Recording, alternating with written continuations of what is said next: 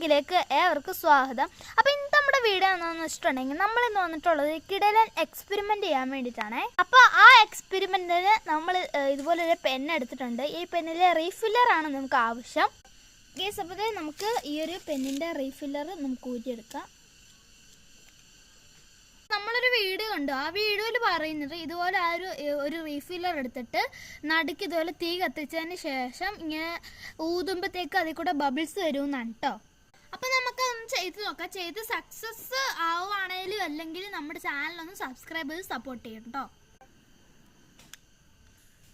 കയ്യിലോട്ട് ഗ്യാസ്